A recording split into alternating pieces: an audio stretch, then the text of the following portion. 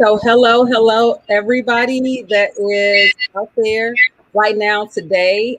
We just want to welcome you to the live broadcast. And for those that are tuning in, if you will just share this to your networks and those that are on stage, if you will mute yourselves if you're not currently speaking so we can minimize the feedback. But I am super excited today about this conversation that we are having. I want to welcome you to Asian Women Bossing Up. You heard it right. Asian Women Bossing Up. As you guys know, I'm always looking to network and to collaborate with powerful women and powerful people across the globe that is making a difference. And so today we have some very special guests that's here with us today. And you're going to get a chance to hear who they are and what they are doing. And so right now, I want to just kind of open it up so that they can begin to introduce themselves. I first want to tell you this. I want you to make sure that you share this video. That's right, share this video because it's going to be some raw, relevant, and some powerful information that you're going to hear right here today. So, hey, welcome to you guys. Welcome here today with me, Global Impact Leadership Alliance. We are constantly promoting racial justice, economic dignity. I work with dignitaries across the globe. As you guys know, we have our Reset America, Reset Africa conference that I founded several years ago, those that are watching. And then we branded out to Asia. So Reset Asia, we do a lot of work in various parts of Asia. And then also, now we have our Asian sisters with us, so I'm so excited to just have you guys here. And I'm like this, my color is kind of like blending in and all of that, so I'm so excited. But Tina, I want to start with you first because you and I, we connected first, and right after the incident happened there in Georgia. As you know, the audience, that there was a shooting, and there was some Asian population that was affected by that lost their lives. And so from that, I put something out, you responded to that, and we were able to connect. And I just want to first just say thank you for answering the call, just for heeding and being on the front lines, right, of justice and promoting confidence of women, and particularly Asian women. And I always tell people, because this is something that happens for those of you who spend time promoting racial justice, when you start, particularly if you are Black, African Americans, if you are women of color, when you begin to promote your race, you typically sometimes get some pushback. And so you start to find all of these, the language to kind of soften it. But I encourage people to promote their culture, to promote their backgrounds and ethnicities, because there is power in that. So Sheena, I want to go right over to you, and I want to open it up so that you can just introduce yourself and tell people who you are. Hey, Dr. Lorita, thank you for having us. We're super excited to be here today. And for those of you who may not know me, my name is Sheena Yap-Chan. I am a keynote speaker, a coach, an award-winning podcaster, and also an international best-selling author on building self-confidence. So I have a podcast called The Tao of Self-Confidence, where I interview Asian women about their journey to self-confidence. And for the past 5 years, I've been able to interview over 700 Asian women on this topic. And for me, this was very personal because growing up in Toronto in the early 90s, I could never see any, Asian female role models to look up to. And so a part of me was always ashamed of being Asian. And so I didn't want future generations and current generations to feel like they have nobody to look up to. And also, as Asian women, we're always bossing up, but nobody ever talks about it because of our upbringing, right? We're always told to never make any noise, stay in the background, just do as you're told. And so because of that, we've become a target, we've become an easy target. They said that, Asian women are almost 2.5 times more likely to get targeted on an Asian hate crime, which is really unfortunate because of this, right? Because we've been silent, and literally our silence is killing us. And this is why we need platforms and representation to showcase stronger Asian women. That's why we created Asian Women Who Boss Up, because there's no books out there that highlight 16 Asian women on a cover of a book. And that is huge, right? For me, seeing that cover was like when I saw Crazy Rich Asians in the theaters for the first time. I was like, finally something about Asian people. And it's not like the stereotypical type, right? It's like women showcasing their strength, you know, how they're able to overcome obstacles, how they're able to do things differently, right? Not something that's been told to do, like something outside of what their ancestors or relatives or family told them to do. So it's really important to talk about that, to really bring it up, because all it takes is one person, right? One person to speak up, and it becomes a domino effect, right?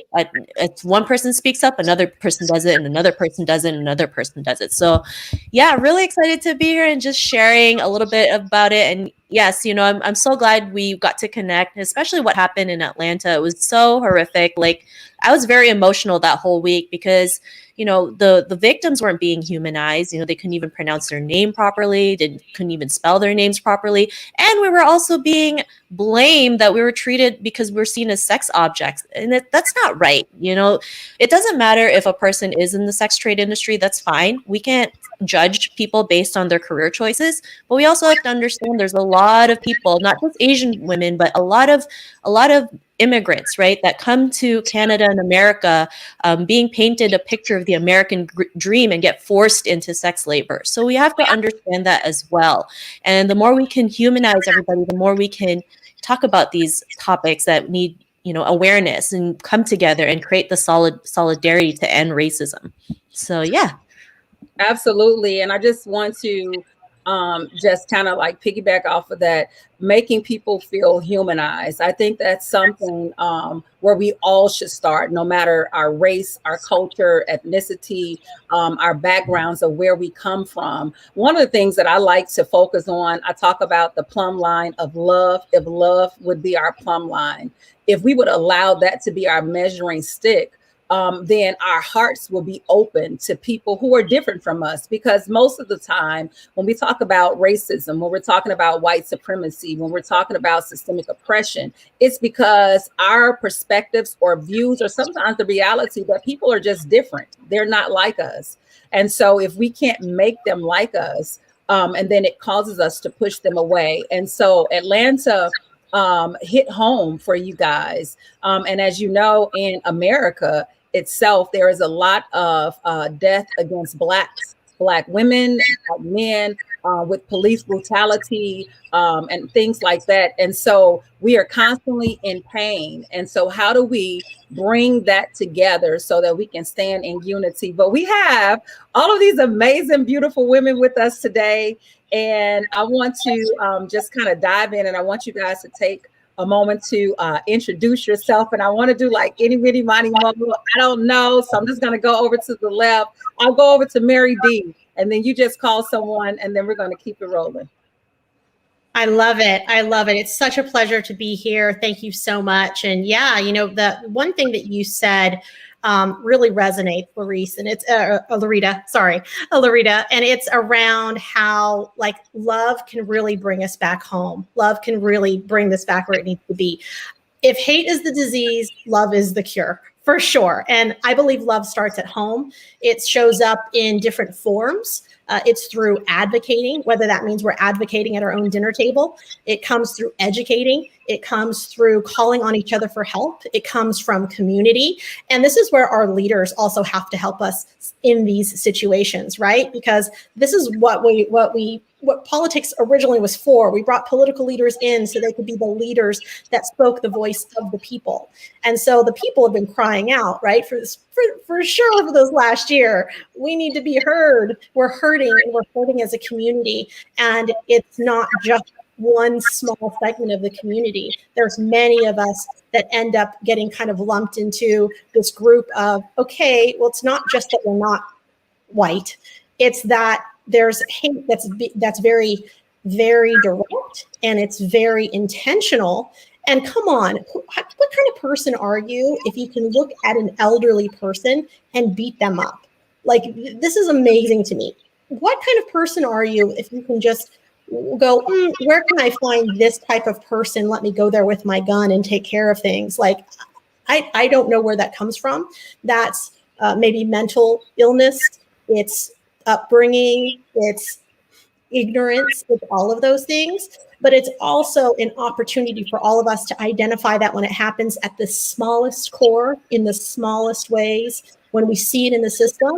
And that's our opportunity to speak up and speak out and let people know, hey, this is actually not acceptable behavior. Hey, this is really hateful. How would you feel if the shoe was on the other foot?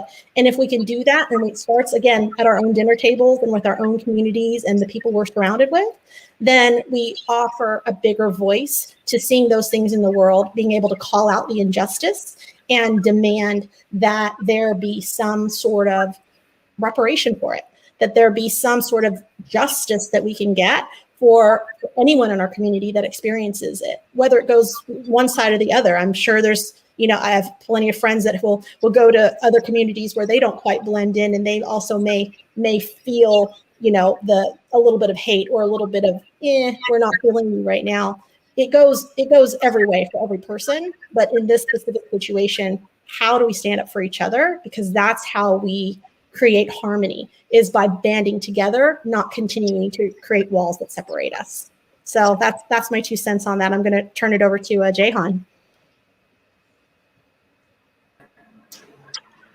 Hi, my name is Jhan, and the heads up, my internet may be spotty, and I am a clothing store owner with my mom in San Diego, and we have a website, closetsignature.com, and I also teach financial literacy and facilitate meditations with my crystal singing bowl. So I'm a multi-passionate entrepreneur. And going back to Mary on like love, it's really something I got was that, like, how many of us have had our hearts broken? Like, I definitely have, and it's really like continually mending that heart. So going back to possibly that shooter, he's probably had his heart broken somehow, and not being able to express it, he expresses it in anger. And it's also not a reason to express yourself that way. And I do feel for the loved ones and beyond. And it's not only that one situation, it's really when someone doesn't have something that is put in the past and fully complete with that, he's bringing that into the present and the future and letting that out on anyone in the environment, innocent bystanders and around him. And it's really unfortunate. And also, when you really think about melting away our skin, like all that is left is our skeletal bodies. And when you put each of us on the screen, we're all bones. We all look the same. We are each other. And so once humanity gets that we're all connected and related, then there is that sense of peace, of love. And until then, when someone is so righteous, it doesn't work. So it's like, okay, us as leaders, we get to show up, do the work, share, and really be of service to humanity. So I'm really grateful to be a part of this co-author book, because before this, I was connected to my Asian roots because my mom and grandma raised me. And there's still a disconnection. And this has really allowed me to go deeper into being connected with other powerful Asian women and women of color. And I'm done.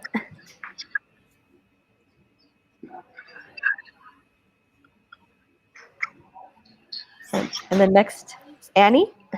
Oh, thank you. Thank you for the invitation, Dr. Lorita. My background is like I actually was born and raised in Hong Kong until I was 17 before I came to Canada as a foreign student. So I've been living in Canada now for 40 years. And so I bring in the Eastern culture and the education system like to Canada. And I did come across different racism throughout all this time. But how I handle it is actually I married a Caucasian, and so I have a biracial child, and I also raised my son as a single parent. So it first is like about acceptance and understanding.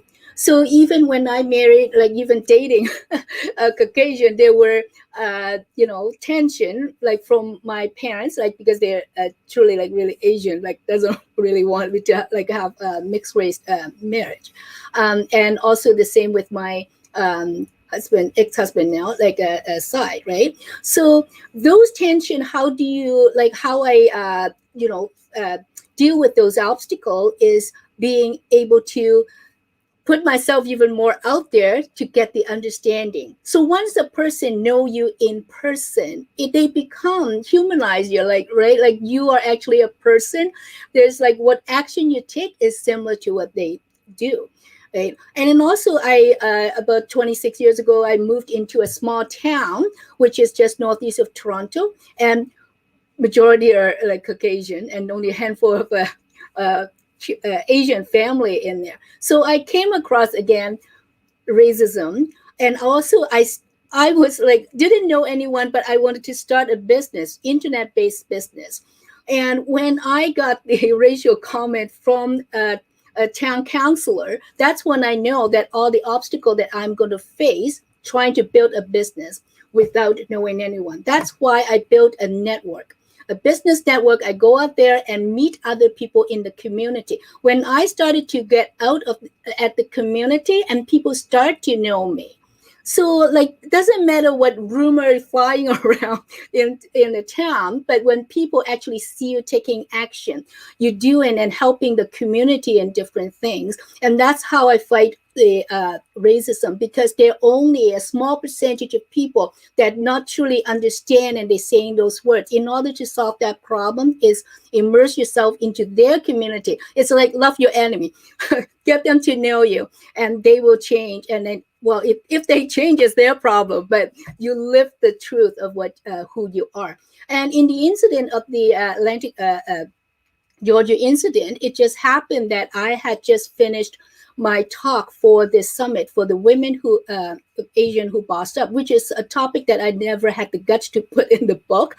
But I wrote my talk, and it happened to be the racism. And it was in one case was I was in front of my home and someone just yelling at me to go back home. And I was just so upset that I was holding actually a garden like a metal bar. I was doing my gardening. I just walked towards that car where this young man was sitting inside, and I said, "Were you talking to me?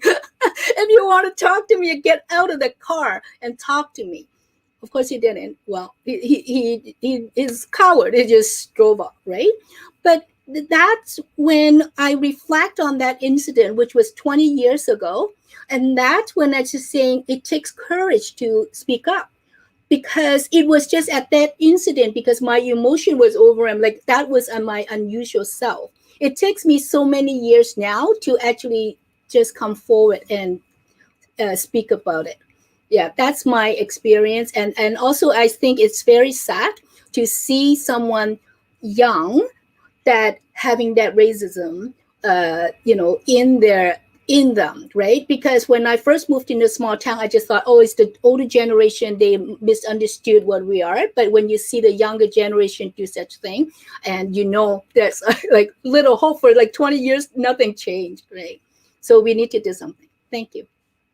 And next, Denise.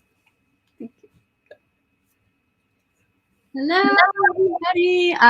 Well, I'm Denise Michelle. I'm the Self-Love Alchemist. I am located here in Los Angeles, and I am a mentor, a coach. I'm an RTT hypnotherapist, and I specialize in all things self-love.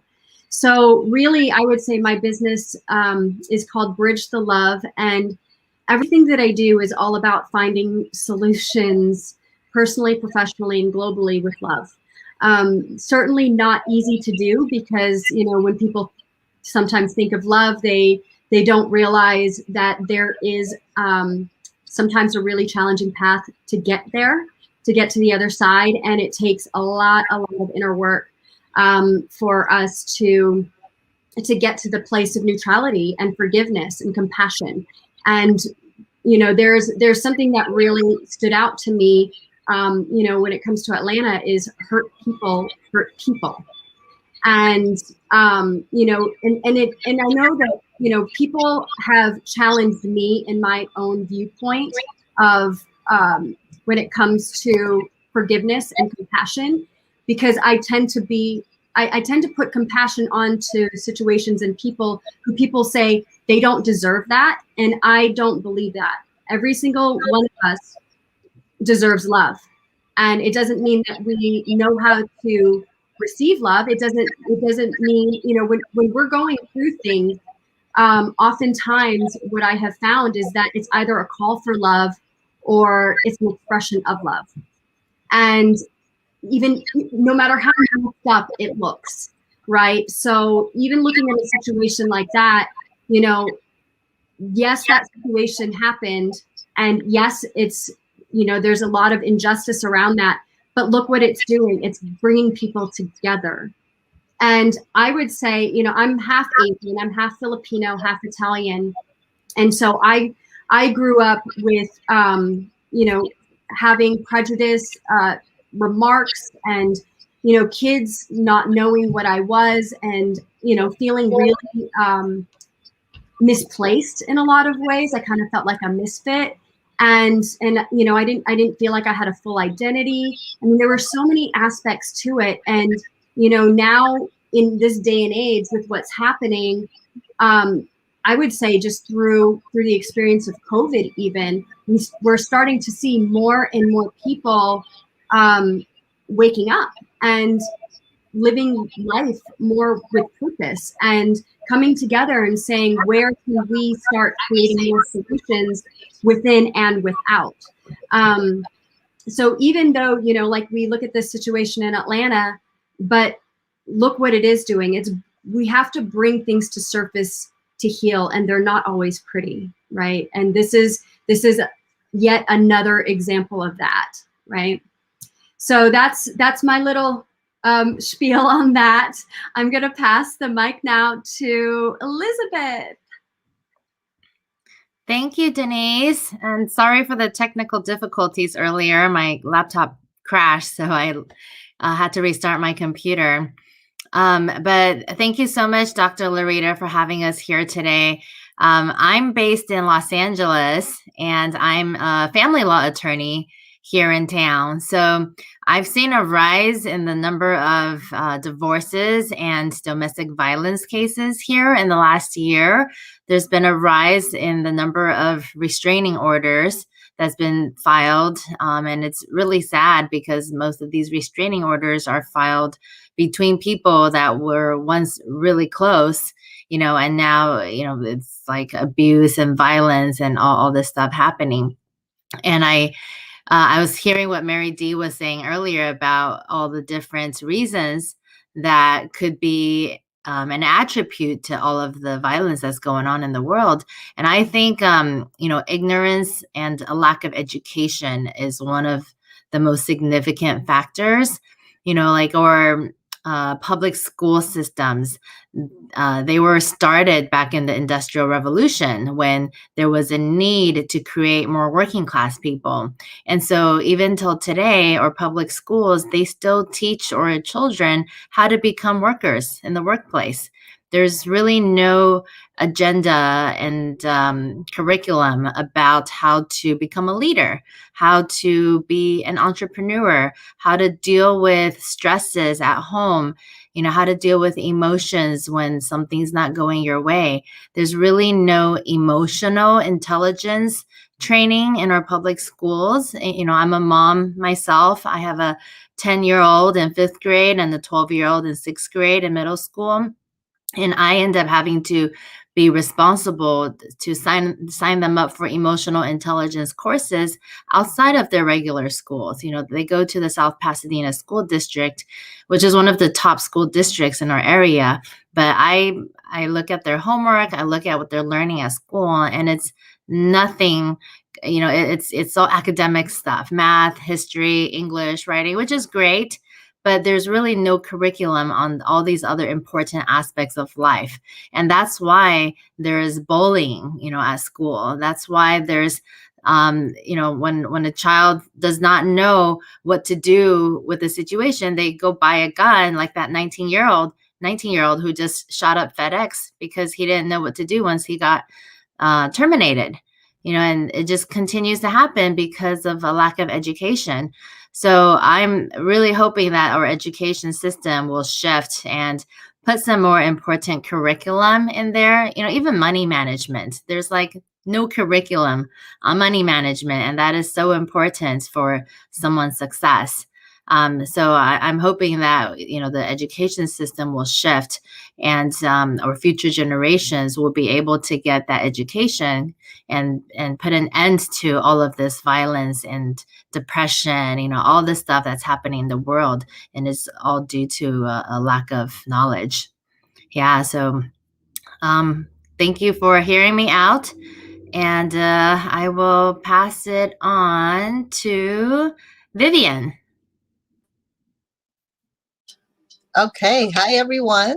Thank you, Dr. Lorita, for inviting us. My name is Vivian Este Guzman. I'm actually called a money magnet activator.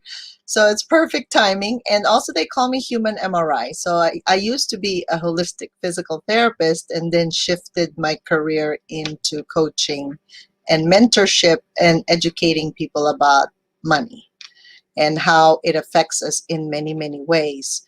Well, obviously, we know that that's one factor sometimes why people go ballistic, right? Either the lack of money or there's some big problem that they don't know how to handle.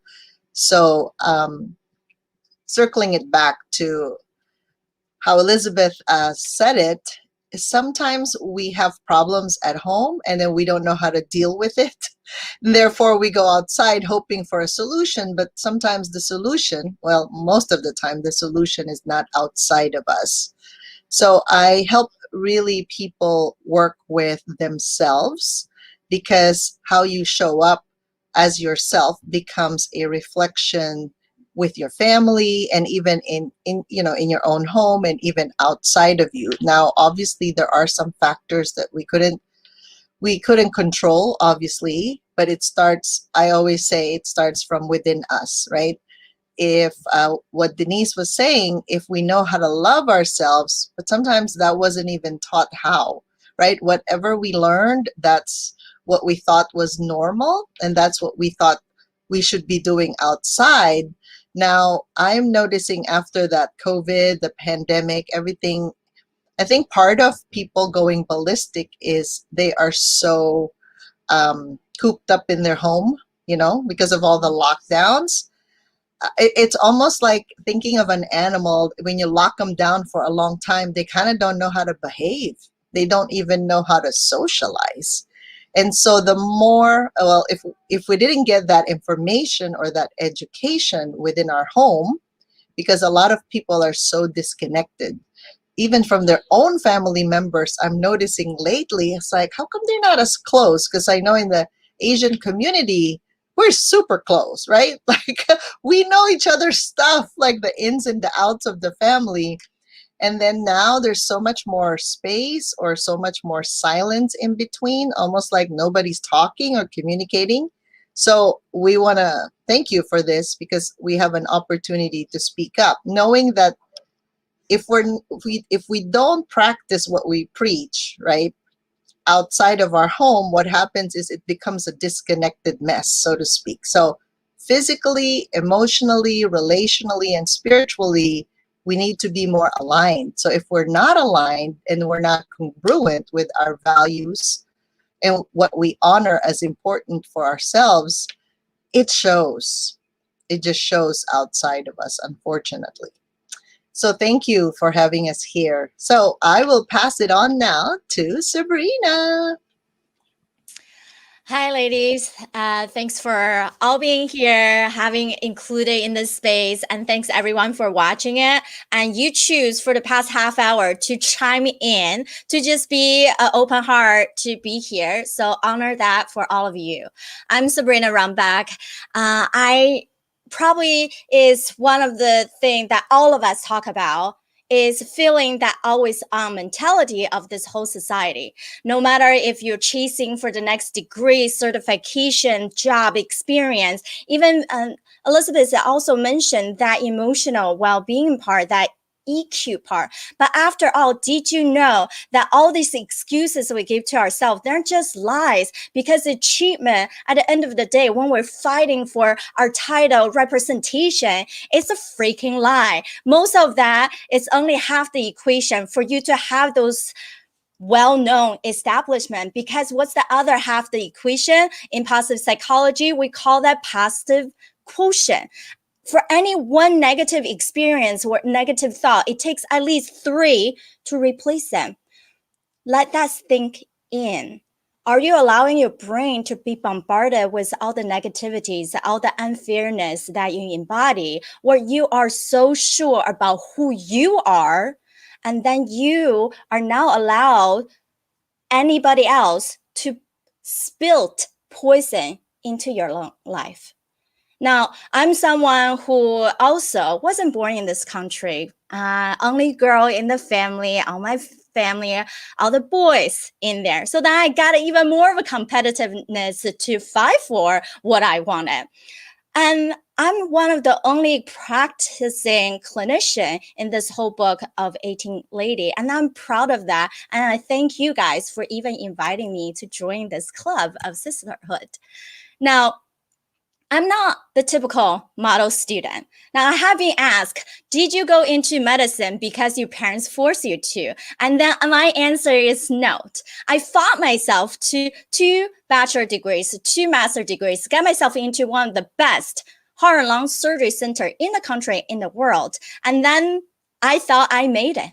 Now, if I'm young, if I can do it, let me just do all the stuff.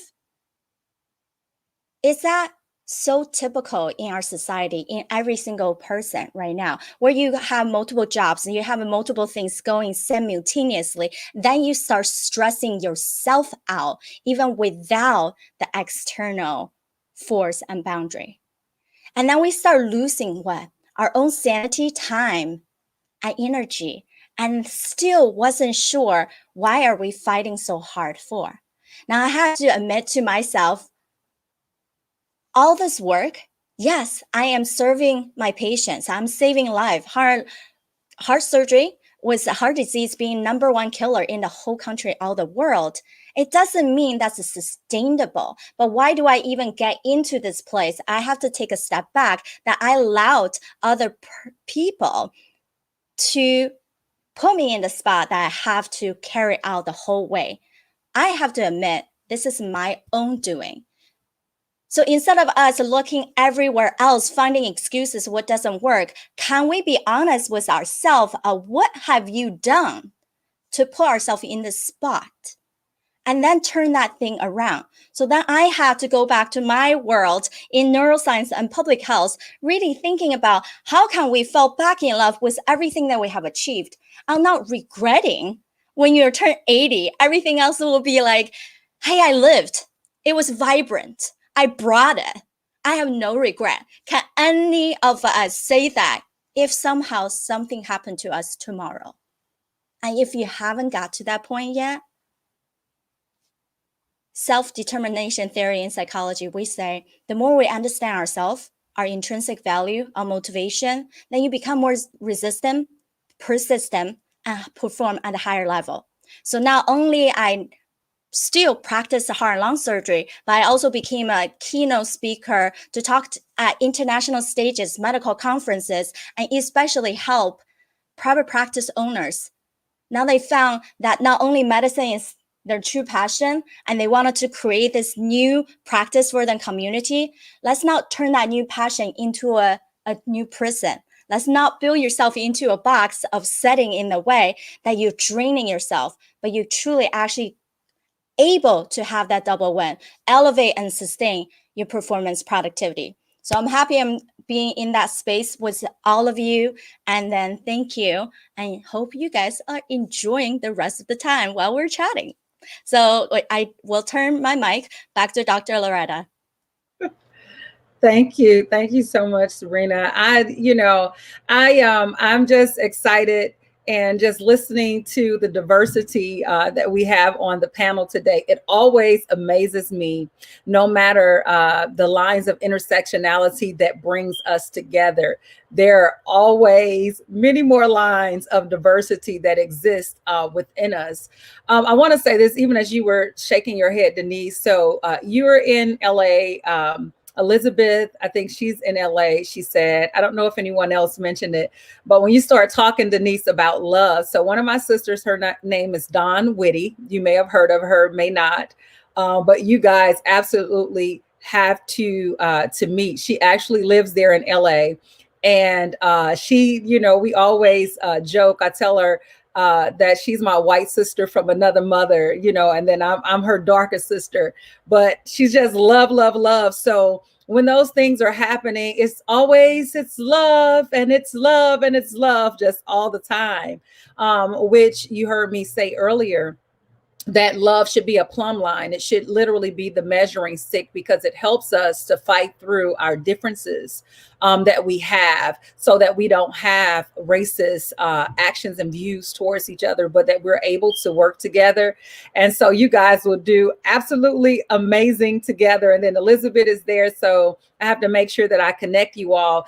Some of you may or may not know, as we get ready to dive into the next section, I was also fascinated by your book, Asian Women Who Boss Up, because we have our book that was also released during the pandemic. It came out last October. It's called My Pink Stilettos. I have a copy of it here, My Pink Stilettos, and it is a compilation of stories from 17 women from across the globe. And I think it is so amazing when we can come together and bring our differences. We have, I have 4 global ambassadors. One is in London, UK.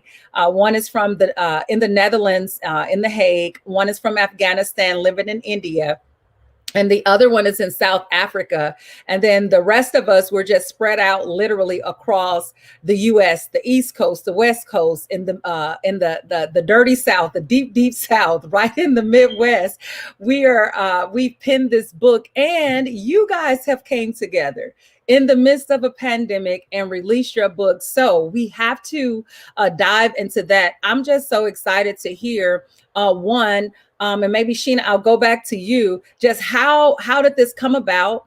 Tell people, because I think you got 18 women now, right? Maybe it started off 16. Now you're at 18. So we're at 17. You got us up one. The next one, we have to come together, figure out how we can come together and write together. But I'm so excited about your project and what you have going on. So come on, talk to me about how this came about. I have some backdrop because you and I already talked a little bit, but tell the audience about Asian Women Who Boss Up. Yeah, for sure. Like I mentioned, right, I've had a podcast for over 5 years highlighting Asian women, and it's always been my mission to do that, to create a stronger representation so we can dismantle the model minority myth.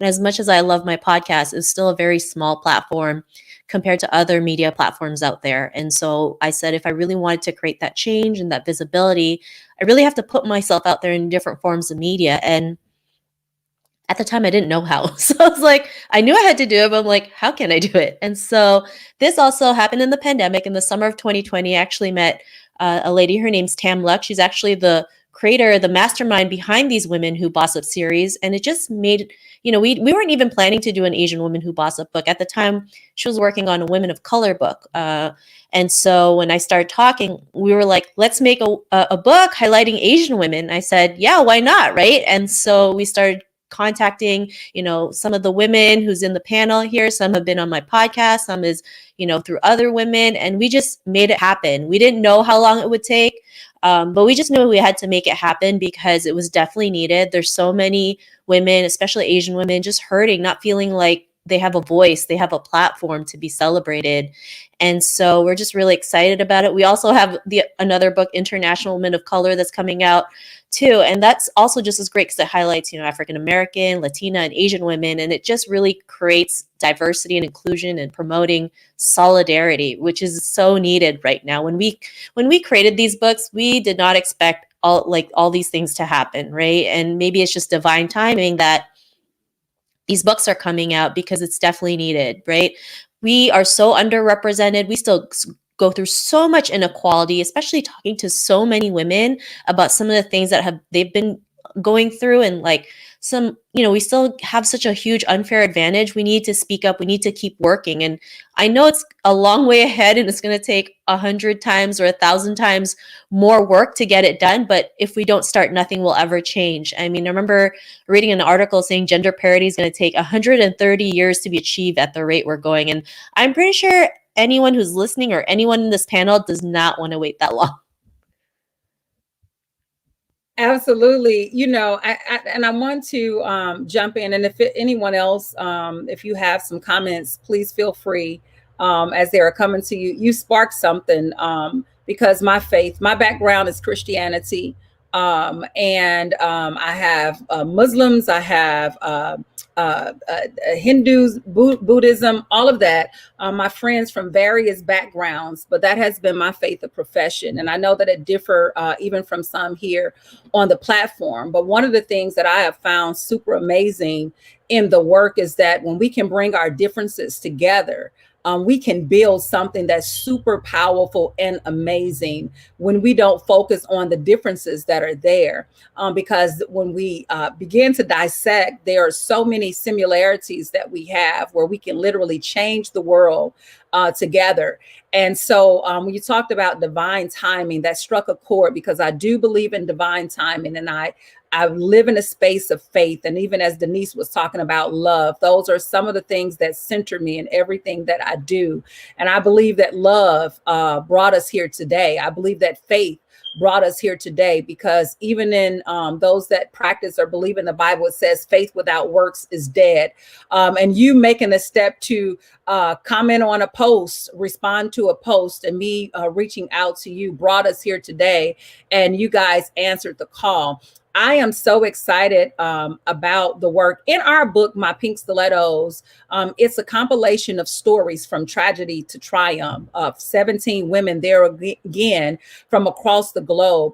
One of our global ambassadors in London, UK, when you guys know about the Twin Towers, 9/11, this historical moment, she was actually on the last train that was coming in as the towers were tumbling down. That's just one of the stories. Hina, who is from Afghanistan, is a war refugee. And these stories have struck chords across the globe. So I want to just take a moment. Mary D, I want to start with you. I want you to just share with the audience today, just a snippet about what your story is. And then anyone else want to pop in with the popcorn effect to just give them a little bit about what your story is about that you penned and what was the motivation behind it. Absolutely. Great questions. And I'm happy to kick that off. So my story is really about my journey of transforming pain into purpose. I am a breast cancer survivor. At the same time that I was diagnosed with breast cancer, I was also going through a double lawsuit, losing a 6-figure and an 8-figure business. My dog died. You name it. My life sounded just like a good old fashioned country song. And it was in all of that Job moment, right? If we're going to talk about Christianity, that story, in the Bible about Job kind of losing everything he had and seeing his life start over again. It really, my story is super similar in that sense of going from this place of super abundance, super flow to, wow, like life is happening to me right now. Can I maintain my joy? Can I maintain my peace? What does that look like? Is it possible? 100% it's possible. And I think that was where my faith was really activated. And coming into the next season of life, it was discovering, how do I take all of this pain and transform it into purpose? Because I know God didn't bring me to it and bring me through it to have me fall apart now. Like that's not the story and that's not the message. And it's coming into that. How do we share our pain? How do we share our disappointments? How do we share the things that don't look beautiful on Facebook, right? With the rest of the world, because that's real life. And how do we let people know that like, you're not alone and there is a way out of this. And there is a sunrise at the end of this cloudy day. And I think that's a big part of what they'll find in the book, not just my story, but obviously with all my co-authors here as well, that you'll find that that's a resonating theme. Thanks for letting me share. Absolutely. I want to just echo when you even talked about breast cancer, my pink stilettos. We released it in October, this past October. It was in commemoration of Breast Cancer Month. Pink, okay, Right. nourishing and encouragement. I want to add this when we talk about just our stories. This project or this vision that God gave me was back in 2017, and I knew that it was a global vision. Just like this, you guys have a global vision. I knew that I was to have women that was from across the globe to be a part of it. And like such, you know, women began to reach out. We had a bunch of buzz at that time. My daughter, who was 13 at the time, we were victims of police brutality. I was on my way to Detroit to a women's conference, and I received a call that there was 6 or 7 white police officers that was manhandling her, pulled her hair, called her a B, pressed charges. And so I went through 3 lawyers, all kind of stuff. A week and a half after that, I was sexually groped by one of the officers from the same department and fought through that to no avail in the natural, of course. But it's devastating. But what I say is that 2017 was the year that the seed was planted. And in 2020, it sprang forth and it came into full manifestation because of divine timing and all of the amazing women that's a part of the book. Some of them I didn't know in 2017. Most of them I didn't. And so the time came. And so as I hear you talk about that and your story of what you have penned and the stories of other ladies, I am going to digress because Denise, I want to know what your story is about. Tell the audience, what did you write about and why?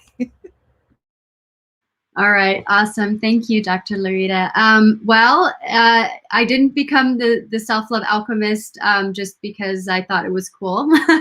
I was born with a mental illness called borderline personality disorder, and I had no real identity. I had no idea how to deal with my emotions, and it was really debilitating. And even though I did well academically, I was what you would call a functioning borderline. But underneath everything, my mind was like a ball of twine, and I couldn't break down the things that I was feeling. I would get triggered and then go from like 0 to 60 when it came to anger.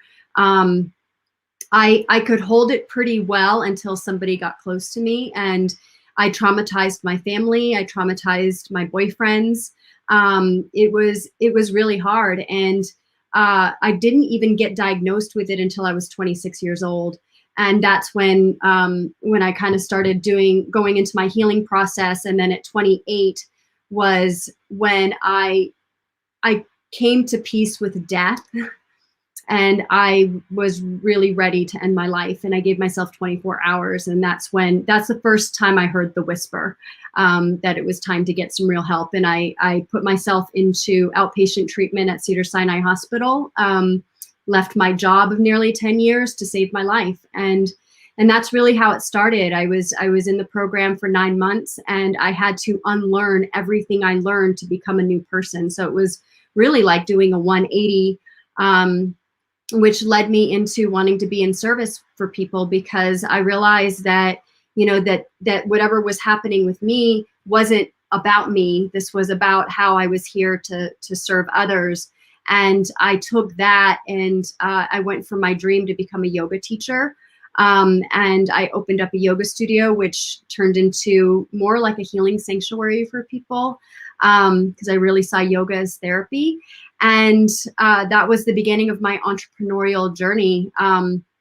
But then, you know, the self-love aspect of it really didn't come until later, because I was in so much service that I didn't know how to take care of myself, and I burned out and ended up closing the business. Wandered for a couple of years, trying to figure everything out up until 2017, where I was catapulted onto my path and what I'm doing now. So it's been quite a journey, I guess, needless to say. Lots of initiations, I call them. And just like every single one of these women in the book, you know, it's that dark night of the soul over and over and over again. And we keep showing up. But now I feel like it's getting much easier because we have each other. We're not doing it alone anymore. We found each other, and we're a family. So that's the gist of my story. Wow, thank you so much. Who else wanted? All right, go right ahead on, Vivian. All right. So piggybacking on what Denise said, and what Mary D has experienced, I had a TIA, or a warning sign for a stroke. So suddenly I woke up with the right side of my body. Imagine a physical therapist having a stroke. And I used to treat stroke clients and patients, right? And that was my wake up call back in, that was about 2007, I believe, when I had like a few months after I had my fourth child through C-section. And then I realized that God was like tapping my shoulder saying, are you really going to do what you're doing now? Because I was helping people, right? Physical therapy means you take care of their pain and stress. I was helping a lot of cancer patients because I was a specialist in lymphedema. And anything hard to treat, anything that's a diagnosis that so many people couldn't figure out, oh, what's wrong with them? Like, how can we get them back to normal functioning in society? So that was my biggest aha moment, and I realized that I needed to change my job of some sort. So I went from physical therapy and then doing energy healing, and then suddenly now going into businesses.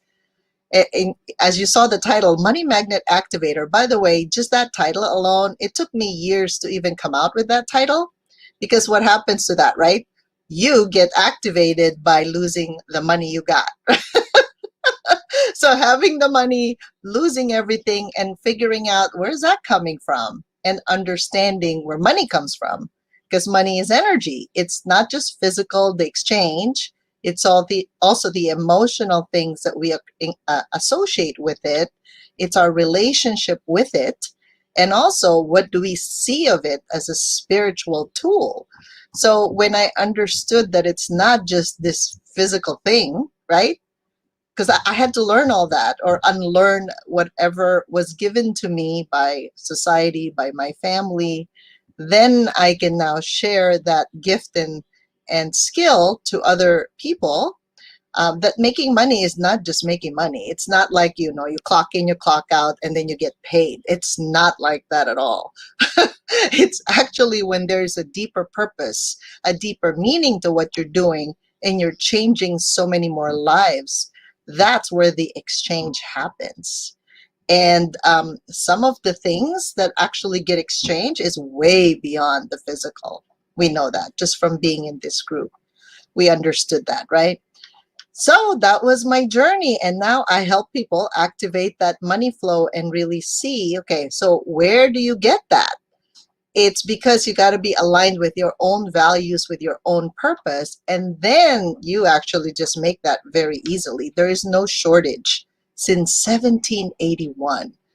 Like, we shouldn't worry about money ever again way back then. But because of the programs that we were given, unfortunately, people talk about it as if it's very limited when it's not. So that's my journey. Thank you. Thank you so much for sharing. And now to Sabrina. I can see you over there just ready to go. I just felt it. So go ahead on, Sabrina. Let it rip. Thank you. I think of one of the common thing we talk about in our book chapter is this sensation of burned out. Now, many people don't even think about they will ever burn out because what our ego lies to us. Oh, I'm so high functioning. I know what to do. I'm getting all this stuff done. I am working at it. But how is that working at it? That busyness?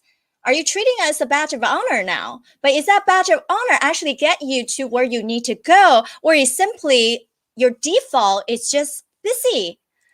And the concept I always talk about is you have to slow down to speed up. It's not to slow down to do nothing, but slow down to reflect, refocus. And the most successful people, they can keep their focus level 8 out of 10, 9 out of 10, 10 out of 10. And the unsuccessful people are having the emotional roller coaster of their focus is really in the mid to low stage. And then when they got so excited, ooh, this project goes, ooh, I got this new bonus. What am I going to do with this, right? But how long does that happiness really last for all of us? Hours? Days, weeks? No one ever told me that lasted months or years because we have these sabotaging tendency. So I was in that place where typical people, right? I'm one of those. Yeah, get my degree, keep going, get the job. Yeah, get a house, car, relationship. Yeah, should we all be setting? Should we that be okay then? But what is more is where I realized I start working 80 plus hours per week, taking night calls every day, going to the hospital every weekend.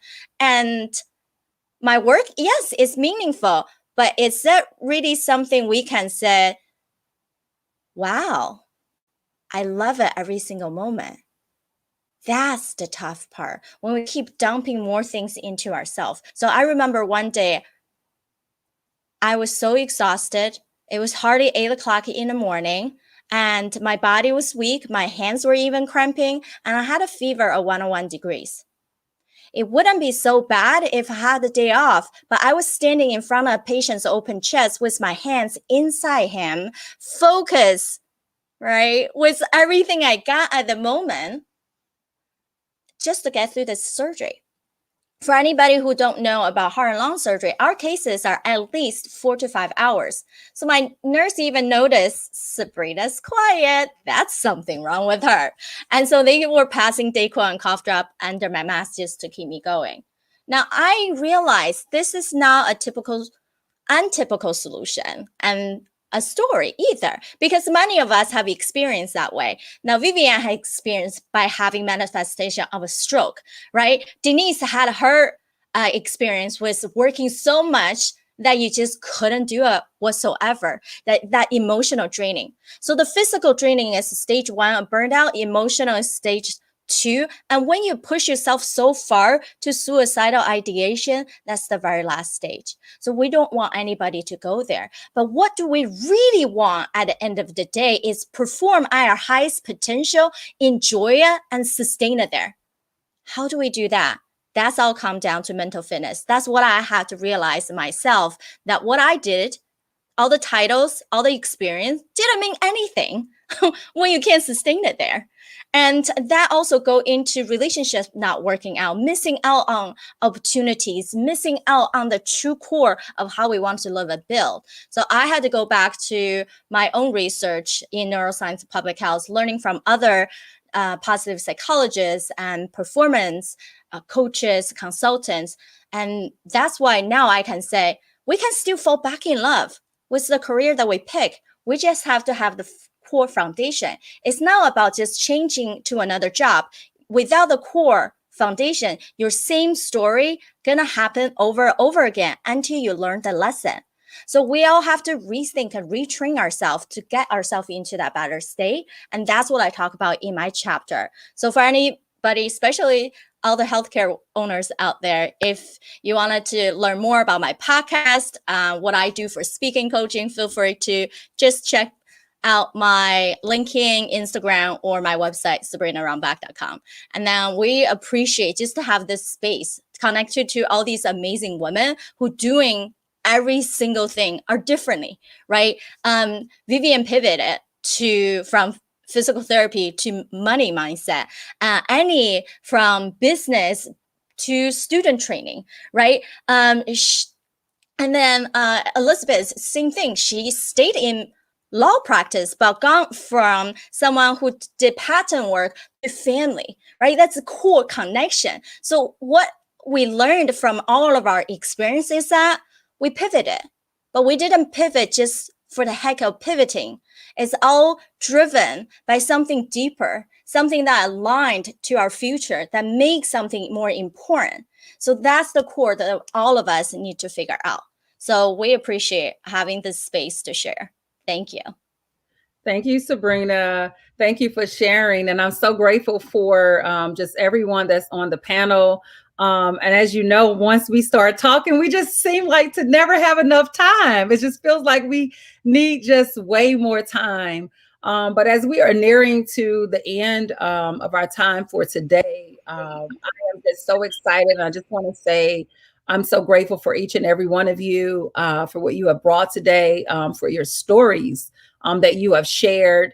And I want to ask, Sheena, do you have any last minutes or last words that you would like to share with us before we transition out? Yeah. First of all, thank you for inviting us. This was such a great time, just even reconnecting with some of my sisters here and getting to talk about such important topics. If anyone watching can support us by buying a copy of the book, that would be really appreciative. You get to learn some of the most amazing stories in the book. I mean, I loved reading it. I loved reading each and every one's stories because all our stories matter. And this is how we can change the world, empowering others through storytelling and showing them what's possible. So yeah, and feel free to connect with us. So absolutely. So I just want to say thank you, Jhan. I know you got quiet over there, but I feel you over there as she's at the golf tournaments or a golf course or something that she has going on. I know her signal was in and out, but there again, Asian Women Bossing Up. Asian Women Who Boss Up is the book. And so make sure that you go find it online. I know that it's on Amazon. Support the cause. I can't wait to learn more about it and just look forward to how we can further connect and just build across, because we still need to talk more about and dig deeper into how do we respond to racial equity and racial justice as we continue to bring ourselves together. And so until next time, to all of those that are watching, just remember that you are called to make a difference. You are called to show up. You are called to show out. And the world is literally depending on you.